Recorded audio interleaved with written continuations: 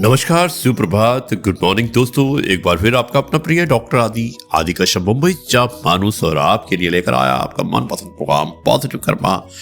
Episode number है 1255। दोस्तों, मनुष्य एक ऐसा जीव होता है जिसकी ना तो कभी जिज्ञासा मरती है और ना ही कभी कोई इच्छा। जैसे जैसे मनुष्य की आयु बढ़ती है उसकी लालसा बढ़ती जाती है। ये लालसा कुछ ऐसी होती है कि बुढ़ापे में खाट पकड़ने के बाद भी आप और जीने की कामना करते हैं।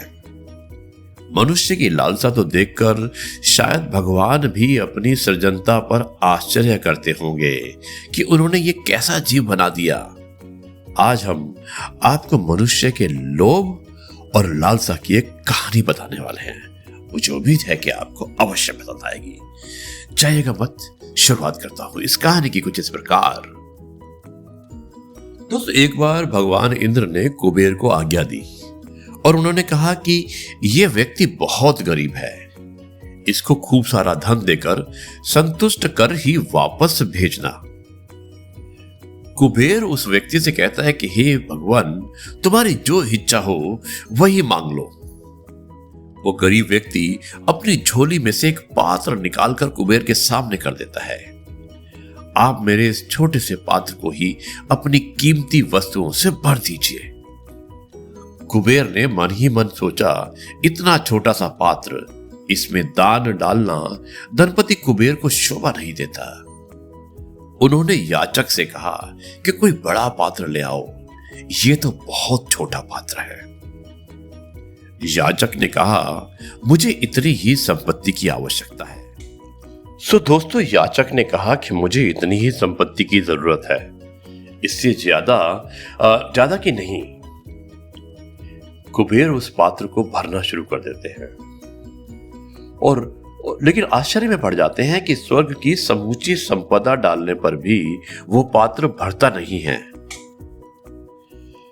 स्वर्ग की समूची संपदा डालने के बाद भी अगर वो नहीं भरता है और खाली बना रहता है, तब वो अपने स्वामी इंद्र के पास जाते हैं। कौन? कुबेर भगवान। वो उन्हें सारी बातें बताते हैं और देवेंद्र भी उस भिखारी के पात्र के बारे में सुनकर हैरान हो जाते हैं। फिर वो दोनों उस भिखारी से पूछते हैं कि सज्जन, आपका ये पात्र किस चीज से बना है? कृपा कर हमें भी बताएं।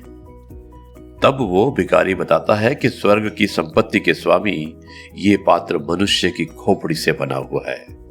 इस खोपड़ी में कितनी भी संपत्ति भर दो, ये खाली ही रहती है। ये लोभ, तृष्णा और आकांक्षाओं से भरी हुई है। इनको मिटाना और इनको भरना अत्यंत कठिन है।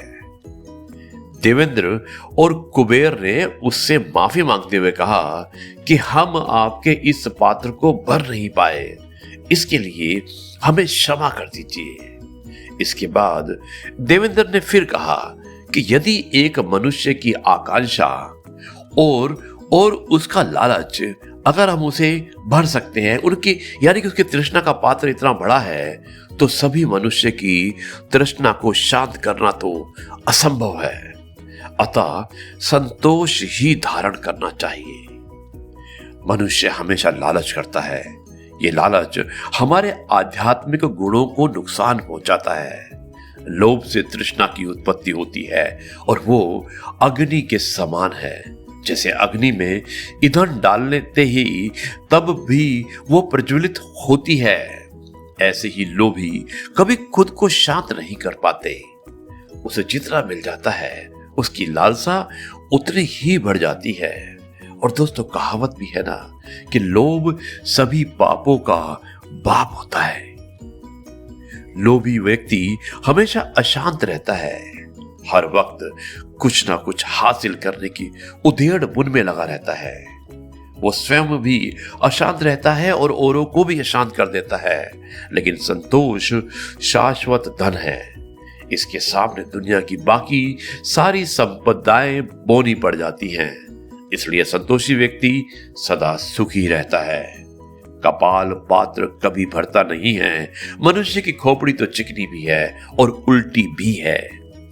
ऐसी सीधी खोपड़ी पर कुछ डालो तो बाहर निकल जाता है और उल्टी खोपड़ी पर डालो तो वो खाली रह जाती है। इसलिए सत पुरुषों को सदा संतोष धन ही धारण करना चाहिए। इससे बढ़कर कोई धन नहीं है, लेकिन संतोष शाश्वत धन काम क्रोध लोभ मोह और अहंकार के पंचजाल से बचने का एक ही तरीका है, वो है भक्ति का मार्ग, आध्यात्म का मार्ग।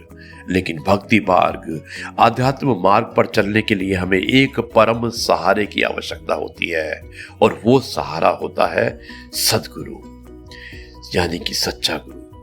केवल सद्गुरु ही हमें भक्ति और आध्यात्म की सही राह पर ले जा सकता है। वो ही हमें शाश्वत धन दे सकता है।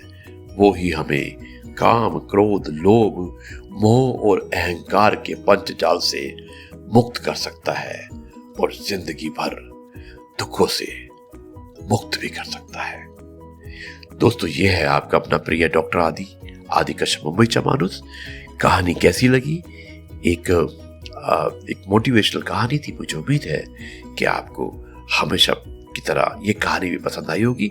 अब मैं इस कार्यक्रम को यहीं पर समाप्त करता हूं, और कल आपसे एक बार फिर मुलाकात करेंगे कुछ नई बातों के साथ। तब तक के लिए कहता हूं जय गुरु जी, शुक्राना गुरु जी।